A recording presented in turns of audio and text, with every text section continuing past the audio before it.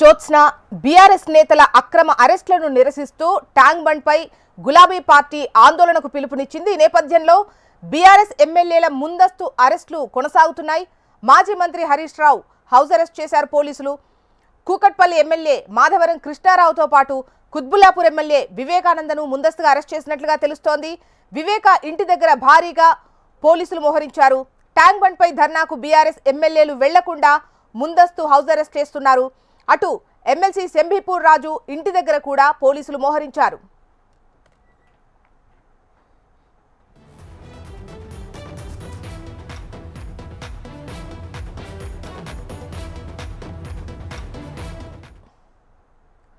BRS నేతల అక్రమ అరెస్టులను నిరసిస్తూ ట్యాంక్ బండ్ పై గులాబీ పార్టీ ఆందోళనకు పిలుపునిచ్చింది.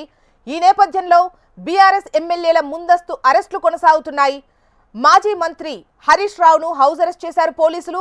కూకట్పల్లి ఎమ్మెల్యే మాధవరం కృష్ణారావుతో పాటు కుత్బుల్లాపూర్ ఎమ్మెల్యే వివేకానందను ముందస్తుగా అరెస్ట్ చేశారు. వివేక ఇంటి దగ్గర భారీగా పోలీసులు మోహరించినట్లుగా తెలుస్తోంది. ఇక ట్యాంక్ బండ్ పై ధర్నాకు బీఆర్ఎస్ ఎమ్మెల్యేలు వెళ్లకుండా ముందస్తు అరెస్టులు కొనసాగుతున్నాయి. అటు ఎమ్మెల్సీ శంభీపూర్ రాజు ఇంటి దగ్గర కూడా పోలీసులు మోహరించినట్లుగా తెలుస్తోంది.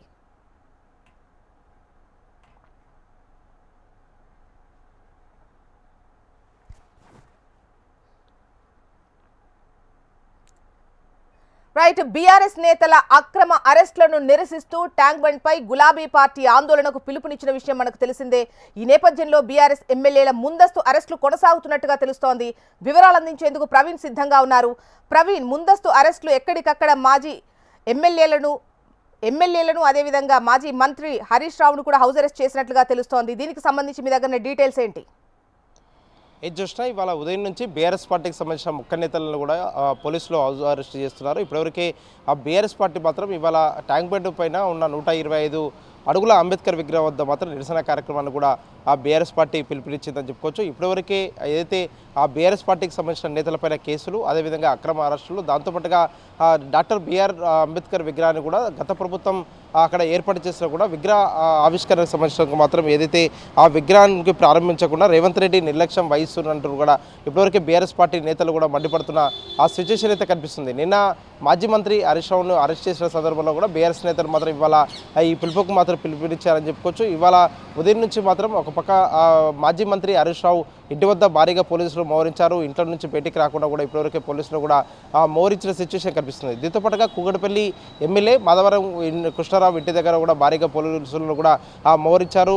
కుత్బుల్లాపూర్ ఎమ్మెల్యే ఇప్పటివరకే వివేకానంద గౌడ్ ఇంటి వద్ద కూడా పోలీసులు కూడా మోహరించిన సిచ్యువేషన్ అయితే కనిపిస్తుంది. దీంతో పాటుగా ఇప్పటివరకే బీఆర్ఎస్ పార్టీ మేడ్చల్ జిల్లా ఇన్ఛార్జ్ శంభీపూర్ రాజు ఇంటి వద్ద కూడా పోలీసులు కూడా భారీగా కూడా మోహరించారని చెప్పుకోవచ్చు. ఇలా బీఆర్ఎస్ పార్టీకి సంబంధించిన ఆ నేతలు ఎవరైతే ఇవాళ ఈ కార్యక్రమానికి కూడా అటెండ్ అవుతారని చెప్పేసి కూడా ముందస్తుగా పోలీసులకు సమాచారం ఉందో వారందరూ కూడా ఇప్పటివరకు హౌస్ అరెస్ట్ చేసిన సిచ్యువేషన్ అయితే కనిపిస్తుంది. హౌస్ అరెస్టుకు సంబంధించినంత వరకు మాత్రం మేమైతే అక్కడికి వెళ్ళట్లేదు, కానీ వాళ్ళ ఉదయం నుంచి కూడా ఇంటి వద్దకు ఎందుకు పోలీసులు వచ్చి హౌస్ అరెస్ట్ చేస్తున్నారని దానిపైన కూడా ఆ ఎమ్మెల్యేలు కూడా ప్రశ్నిస్తున్న సిచ్యువేషన్ అయితే కనిపిస్తుంది. నిన్న హైదరాబాద్ నగరంలో మాత్రం ఒక పక్క పాడి కౌశిక్ రెడ్డి ఆ ఇంటి వద్ద పోలీసులు వెళ్ళి అక్కడ పాడి కౌశిక్ రెడ్డిని కూడా అరెస్ట్ చేసి బజరాజు ఆ పోలీస్ స్టేషన్కి తరలియడం, ఆ తర్వాత మాత్రం అదేవిధంగా మాత్రం అక్కడికి వెళ్ళిన మాజీ మంత్రి హరీష్ రావుతో పాటు అదేవిధంగా ఆ మాజీ మంత్రి జయేశ్వర్ రెడ్డిని కూడా పోలీసులు అరెస్ట్ చేయడం పట్ల కూడా అంటే ట్యాంక్ బండ్ పై ఆందోళనకు బీఆర్ఎస్ పిలుపునిచ్చింది అనుకుంటా కదా? ఎస్, ట్యాంక్ బండ్ పైన ఇవాళ ఆందోళనకు పిలుపునిచ్చిందని చెప్పుకోవచ్చు. ఏదైతే ఆ డాక్టర్ బిఆర్ అంబేద్కర్ విగ్రహం ఉందో ఆ విగ్రహం వద్ద మాత్రం బీఆర్ఎస్ శ్రేణులు చేరుకున్న తర్వాత మాత్రం అక్కడ నిరసన చేపట్టాలి. తెలంగాణలో మాత్రం ఇప్పటివరకే ఒక పక్క బీఆర్ఎస్ పార్టీ నేతలు ప్రభుత్వాన్ని ప్రశ్నిస్తున్న ఆ సందర్భంలో అక్రమ కేసులు పెడుతున్నారు, అదేవిధంగా అక్రమంగా అరెస్టులు కూడా చేస్తున్నారు. కాబట్టి ఈ నేపథ్యంలో మాత్రం నిరసన కార్యక్రమానికి ఇప్పటివరకే బీఆర్ఎస్ పార్టీ పిలుపునిస్తుంది అనే దానిపైన కూడా నిన్న బీఆర్ఎస్ నేతలు కూడా ఒక క్లారిటీ ఇచ్చిన సిచ్యువేషన్ కనిపిస్తుంది. కానీ ఇవాళ ఉదయం నుంచి కూడా ఆ హౌస్ అరెస్టుల పర్వం కొనసాగుతుంది. కాబట్టి బీఆర్ఎస్ పార్టీకి సంబంధించిన నేతలు ట్యాంక్ బండ్ వద్దకు చేరుకుంటారా లేదా అనే దానిపైన కూడా ఒక క్లారిటీ అయితే రావాల్సి ఉందని చెప్పుకోవచ్చు. ఎట్టి పరిస్థితుల్లో మాత్రం ఇవాళ ఆ బీఆర్ఎస్ పార్టీ ఇచ్చిన కార్యక్రమానికి మాత్రం మేము అటెండ్ అవుతామని చెప్పేసి కూడా ఒక పక్క బీఆర్ఎస్ నేతలు కూడా తెలుపుతున్నారు. కాబట్టి ఇంకా ఎవరెవరిని హౌస్ అరెస్ట్ చేయబోతున్నారు అనే దానిపైన కూడా మరికాసం పట్ల ఒక క్లారిటీ వచ్చే అవకాశం ఉంది. చూసినా ఓకే, రైట్ ప్రవీణ్, అది మొత్తానికి అక్రమ అరెస్టులను నిరసిస్తూ బీఆర్ఎస్ ఇవాళ ఆందోళనకు పిలుపునిచ్చినటువంటి విషయం తెలిసిందే. ట్యాంక్ బండ్ పై ఆందోళన చేయాలి అని ప్లాన్ చేసినటువంటి క్రమంలో ఇటు మాజీ మంత్రి హరీష్ రావును అదేవిధంగా ఎమ్మెల్యేలను ముందస్తుగా హౌస్ అరెస్ట్ చేస్తున్నారు పోలీసులు. At the same time Tank Bund పై కూడా బీఆర్ఎస్ నేతలు రాకుండా ఉండేందుకు అక్కడ కూడా గట్టి బందోబస్తు ఏర్పాటు చేస్తున్నట్లుగా తెలుస్తోంది. ఎమ్మెల్యేల ఇంటి దగ్గర పెద్ద ఎత్తున పోలీసులు మోహరించారు. అంటే ముందస్తుగా ఎవరైతే ఆందోళన చేసేందుకు ముందుకు వెళ్తున్నారు అనేటువంటి ఇన్ఫర్మేషన్ ఉన్నటువంటి వాళ్ళందరినీ కూడా ముందస్తుగానే హౌస్ అరెస్ట్ చేస్తున్నారు. ఇక అక్రమ అరెస్టులపై ఇవాళ బీఆర్ఎస్ ఆందోళనకు పిలుపునిచ్చింది. ట్యాంక్ బండ్ పై నిరసనలకు పిలుపునిచ్చిన బీఆర్ఎస్ అంబేద్కర్ విగ్రహం దగ్గర ఆందోళనకు దిగనుంది. ఇందిరమ్మ రాజ్యం అంటే ఎమర్జెన్సీ రాజ్యమా అంటూ గులాబీ నేతలు మండిపడుతున్నారు. రేవంత్ సర్కార్ నిర్బంధకాండ కొనసాగిస్తోందంటూ ఆగ్రహం వ్యక్తం చేస్తున్నారు బీఆర్ఎస్ నేతలు. ఇదిలా ఉంటే బంజారాహిల్స్ పోలీస్ స్టేషన్లో పోలీసుల విధులకు ఆటంకం కలిగించారన్న అభియోగంతో నిన్న అరెస్ట్ అయిన హుజూరాబాద్ ఎమ్మెల్యే కౌశిక్ రెడ్డికి బెయిల్ మంజూరైంది. 5,000 జరిమానా, 2 షూరిటీలతో బెయిల్ మంజూరు చేశారు జడ్జ్. ఇలాంటి కేసులు ఇన్వాల్వ్ కావద్దని న్యాయమూర్తి సూచించారు.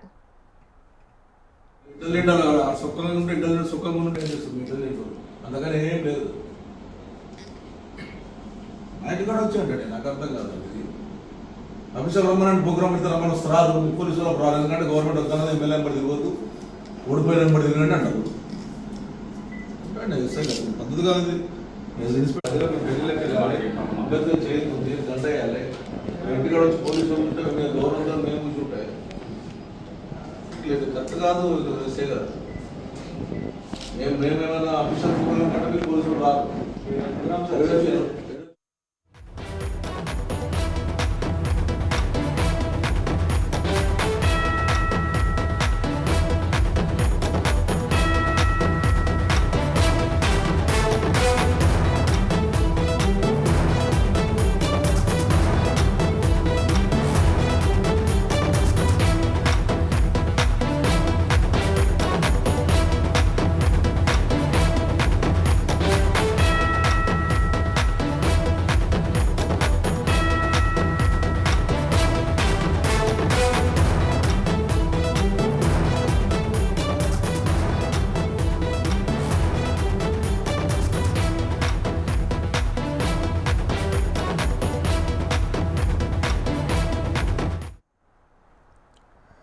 గన్నవరం మాజీ ఎమ్మెల్యే వల్లభనేని వంశీ అనుచరులను అరెస్ట్ చేశారు పోలీసులు. గత ప్రభుత్వ హయాంలో గన్నవరంలోని టీడీపీ కార్యాలయంపై జరిగిన దాడి ఘటనలో మాజీ ఎమ్మెల్యే వంశీ అనుచరులపై గతంలోనే కేసులు నమోదయ్యాయి. ఈ నేపథ్యంలో ఇవాళ తెల్లవారుజామున 11 మందిని అరెస్ట్ చేసినట్లుగా తెలుస్తోంది. మరో 6 కోసం గాలిస్తున్నారు. ఇదే కేసులో వల్లభనేని వంశీ పైన అభియోగాలున్నాయి. ఇక మరిన్ని వివరాలు అందించేందుకు ఏపీ కోఆర్డినేటర్ రాజేష్ అందిస్తారు. రాజేష్, వల్లభనేని వంశీ అనుచరులను అరెస్ట్ చేసినట్లుగా తెలుస్తోంది. మరికొంతమంది కోసం గాలిస్తున్నట్లు సమాచారం. డీటెయిల్స్ ఎలా ఉన్నాయి? చూసిన గన్నవరం మాజీ ఎమ్మెల్యే వల్లభనేని వంశీ గత ప్రభుత్వ పాలనలో అనేకమైన ఇబ్బందులు పెట్టిన టీడీపీ కార్యకర్తలను, నాయకులను, అదేవిధంగా పెద్దలను కూడా పూర్తి స్థాయిలో గన్నవరం నియోజకవర్గంలో అక్కడ ఉన్న టీడీపీ శ్రేణులను చెల్లాచెదురు చేయటం, అదేవిధంగా టీడీపీ పార్టీ కార్యాలయం మీద మూకుమ్మడి దాడి చేపించడం అనే లాంటి చర్యలు చేశారు. అయితే అటువంటి సంబంధించిన అన్నిటికి సంబంధించి గత రాత్రి నుంచి చూసుకుంటే పోలీసులు అదుపులో తీసుకోవటం, ఏదైతే గడిచిన 5 సంవత్సరాల్లో అరాచక పాలన గన్నవరం నియోజకవర్గంలో ఏది జరిగిందో ఆ జరిగిన వ్యవహారాలు ఇటీవల వరుసగా కేసులు నమోదవటం, గత ప్రభుత్వంలో గత పోలీసులు కనీసం చర్యలుగా తీసుకోలేదు. అదేవిధంగా నామకే వస్తే ఫిర్యాదు పెట్టినా కానీ గత ప్రభుత్వంలో ఫిర్యాదు ఎవరైతే చేశారో వాళ్ళ మీద ఏదైతే టీడీపీ కార్యాలయం మీద గతంలో గన్నవరం పోలీస్ స్టేషన్ లో కేసు నమోదైందో, అయితే ఆ గన్నవరం ఫిర్యాదుదారులపైనే మరీ తిరిగి చర్యలు తీసుకున్న పరిస్థితి కనపడుతుంది. అటువంటి వ్యవహారాలన్నిటి చూసుకుంటే గత ప్రభుత్వంలో చేసిన తప్పిదాలన్నిటికీ ఇప్పుడు శిక్ష ఖచ్చితంగా తప్పదన్న పరిస్థితి కనబడుతుంది. అయితే ఈ రోజు తెల్లవారుజామున 11 మంది వంశీ అనుచరులు, ఏదైతే వల్లభనేని వంశీ ఉన్నారో వంశీ అనుచరులు, ముఖ్య అనుచరులు తీసుకుని మరో 6 పరారులో ఉన్నారు. వీటిని కూడా అదుపులో తీసుకునే పరిస్థితి కనబడుతుంది. ఎందుకంటే వీళ్ళందరూ కూడా గతంలో చూసుకుంటే తెలుగుదేశం పార్టీ గన్నవరం కార్యాలయాన్ని మూకుమ్మడిగా దాడి చేసి కార్యాలయాన్ని ధ్వంసం చేసిన పరిస్థితి. అప్పుడున్న పరిస్థితుల కేసులు పెట్టినా కానీ తిరిగి పెట్టిన వారి మీద చర్యలు తీసుకున్న పరిస్థితి. వీటన్నిటికీ ఖచ్చితంగా జవాబుదారీగా ఖచ్చితంగా ప్రతి ఒక్క చట్టపరంగా ఉండింది. ఖచ్చితంగా ఎక్కడా కూడా ఎవరు కూడా చట్టాన్ని ఉల్లంఘించి బయటికి వెళ్ళే పరిస్థితి కనపడదు. చట్టం తన పని తాను చేసుకున్నది అన్న రీతిలో ఈ రోజు ఉదయం నుంచి చూసుకుంటే 11 మందిని గన్నవరం నియోజకవర్గంలో వంశీ అనుచరులను అరెస్ట్ చేశారు. మరో 6 పరారులో ఉన్నారు. అయితే వీరి కోసం కూడా పోలీసులు గాలిస్తున్నారు. రైట్ రాజేష్.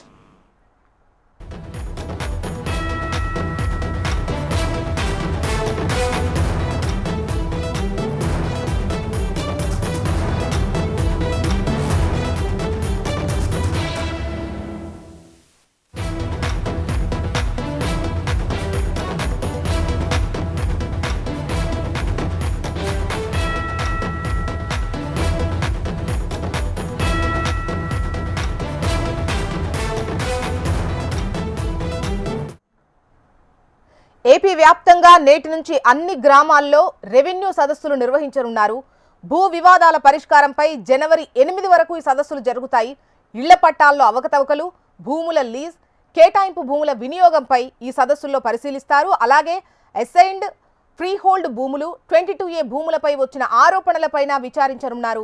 ఇక గ్రామాల్లో రచ్చబండ కార్యక్రమం ఏర్పాటు చేసి తహసీల్దార్ ఆధ్వర్యంలో ఫిర్యాదులను స్వీకరించనున్నారు. వచ్చినటువంటి కంప్లైంట్స్ను 45 రోజుల్లో పరిష్కరించేలా ప్రణాళికలు రచించనున్నారు.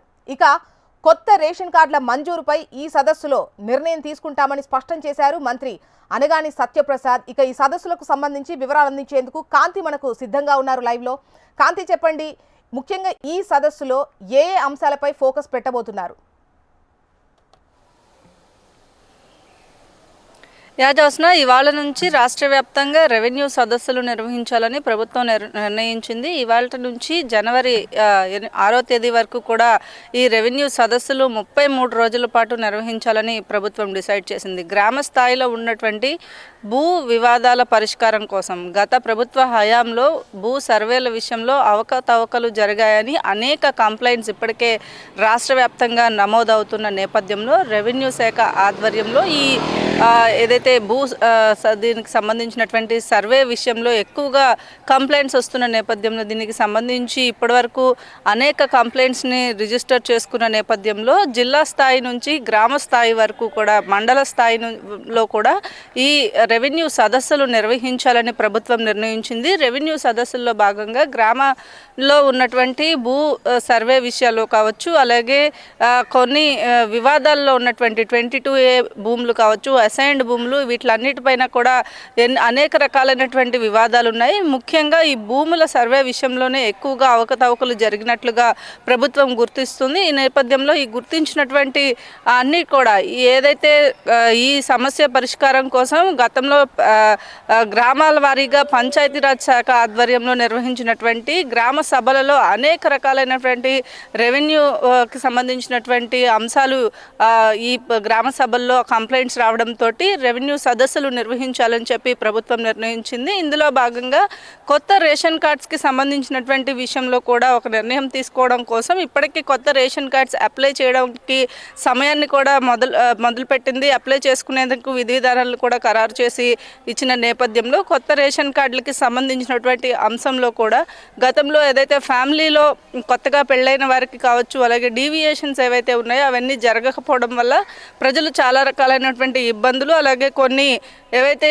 వచ్చేటువంటి ప్రోత్సాహకాలను పొందలేకపోయామని అనేక రకాలైనటువంటి కంప్లైంట్స్ వచ్చిన నేపథ్యంలో ఈ గ్రామస్థాయి సభలు రెవెన్యూ సదస్సులు నిర్వహించాలని ప్రభుత్వం డిసైడ్ అయింది. దీనికి జాయింట్ కలెక్టర్ ఎవరైతే ఉన్నారో జాయింట్ కలెక్టర్ ఆధ్వర్యంలో ప్రతి మండల స్థాయి అధికారితో పాటు విఆర్ఓ, అలాగే అక్కడ ఉన్నటువంటి స్థానిక ఎంఆర్ఓ కూడా ఈ సదస్సుల్లో పాల్గొని వచ్చేటువంటి సమస్యల పరిష్కారానికి 45 రోజుల గడువు విధించి ఆ గడువులోపుగా పూర్తి చేయాలని కూడా ప్రభుత్వం ఆదేశాలు జారీ చేసింది. ఈ నేపథ్యంలో ఇవాళ వివాదాలకు సంబంధించి భూమికి సంబంధించినటువంటి అంశాలపైన ఫోకస్ పెట్టబోతున్నారా?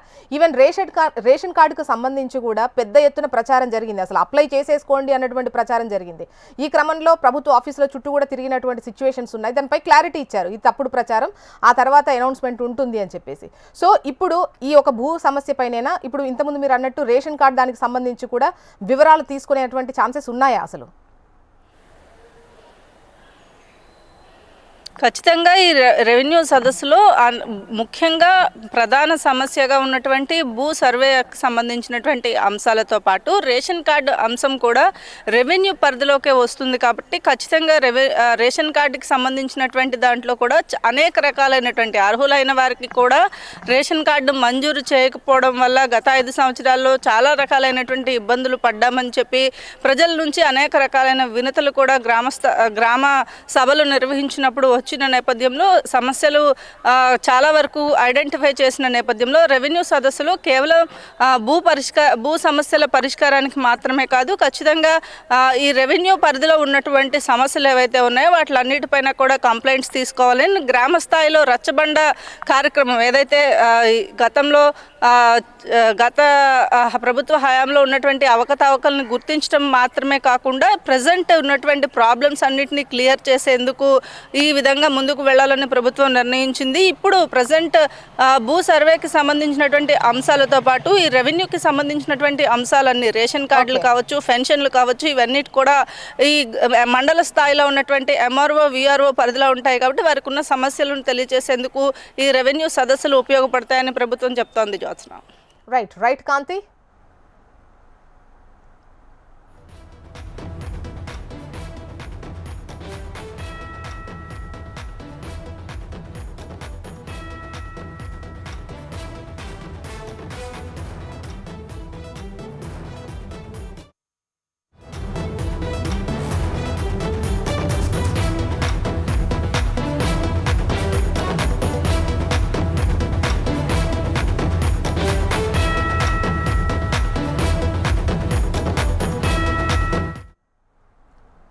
ఛత్తీస్గఢ్ బీజాపూర్ జిల్లాలో ఎదురు కాల్పులు కొనసాగుతున్నాయి.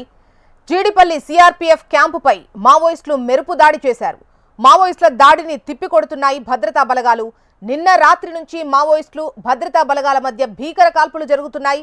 బీజాపూర్ జిల్లాలోని పమేడ్ పోలీస్ స్టేషన్ పరిధిలో 2 రోజుల క్రితం జీడిపల్లి 2 క్యాంపు ప్రారంభమైంది. దీనిని లక్ష్యంగా చేసుకుని మావోయిస్టులు కాల్పులకు తెగబడ్డారు. ఇరు వర్గాల మధ్య హోరాహోరీగా కాల్పులు కొనసాగుతున్నాయి.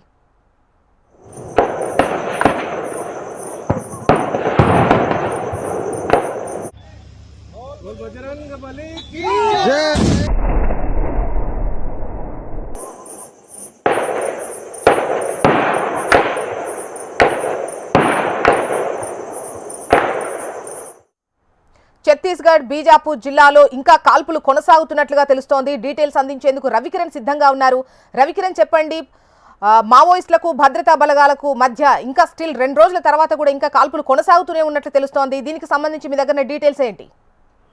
చూసినా ఛత్తీస్గఢ్ రాష్ట్రంలోని తెలంగాణ సరిహద్దులో ఉన్నటువంటి జీడిపల్లి బేస్ క్యాంప్ పై మావోయిస్టులు మెరుపు దాడి చేశారు. బీజాపూర్ భద్రతా బలగాలకు నక్సలైట్లకు మధ్య ఇంకా గత అర్ధరాత్రి నుంచి కూడా ఇంకా కాల్పులు కొనసాగుతూనే ఉన్నాయి. బీజాపూర్ లో ఉన్నటువంటి పామేడ్ పోలీస్ స్టేషన్ పరిధిలో 2 రోజుల క్రితం బేస్ క్యాంప్ అనేది జీడిపల్లి 2వ బేస్ క్యాంప్ ని ఏర్పాటు చేశారు. ఈ బేస్ క్యాంప్ ఔటర్ కార్డర్ లో భద్రతపై మోహరించిన సైనికులతో ప్రస్తుతం అయితే మావోయిస్టులకు భద్రతా బలగాలకు పెద్ద ఎత్తున కాల్పులు ఇంకా జరుగుతున్నట్టుగా ఇప్పటికైతే మనకైతే పోలీసుల నుంచి సమాచారం ఉంటుంది. సంఘటనా స్థలంలో సిఆర్జీకి సంబంధించినటువంటి డిఐజీ సూరజ్ పాల్ వర్మ, సిఆర్పీఎఫ్ సంబంధించిన 228వ బెటాలియన్ సంబంధించిన కమాండర్ లతీఫ్ కుమార్ సాహు కూడా అక్కడే ఉన్నట్టుగా తెలుస్తుంది.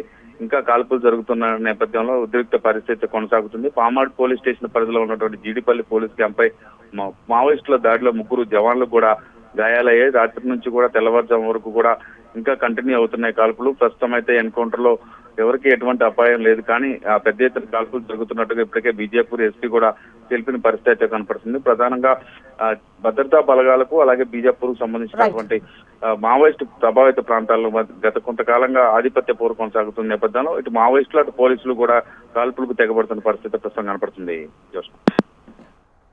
రైట్ రవికిరణ్.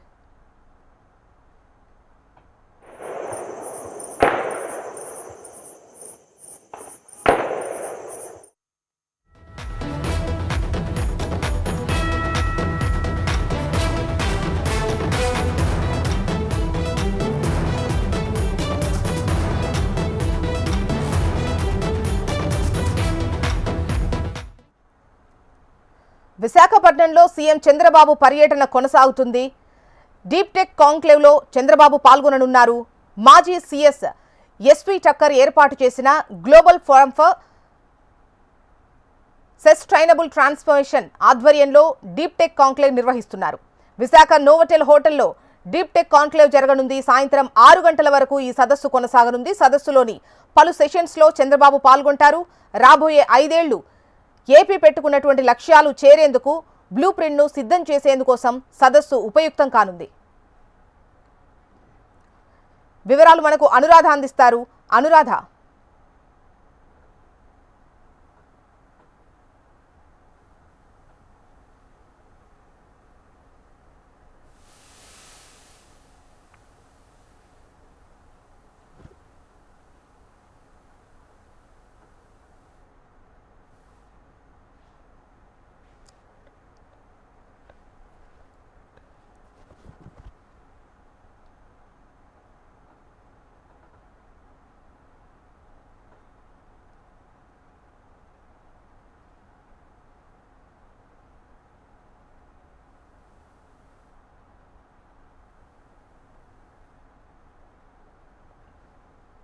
విశాఖపట్నంలో సీఎం చంద్రబాబు పర్యటన కొనసాగుతుంది.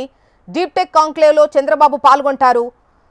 మాజీ సీఎస్ ఎస్పీ టక్కర్ ఏర్పాటు చేసిన global forum for sustainable transformation ఆధ్వర్యంలో డీప్ టెక్ కాంక్లేవ్ నిర్వహిస్తున్నారు. విశాఖ నోవాటెల్ హోటల్లో డీప్ టెక్ కాంక్లేవ్ జరగనుంది. సాయంత్రం 6 గంటల వరకు ఈ సదస్సు ఉంటుంది. సదస్సులోని పలు సెషన్స్లో చంద్రబాబు పాల్గొంటారు. రాబోయే 5 ఏళ్లు ఏపీ పెట్టుకున్న లక్ష్యాలను చేరుకునేందుకు బ్లూ ప్రింట్ను సిద్ధం చేసేందుకు సదస్సు ఉపయుక్తం కానుంది.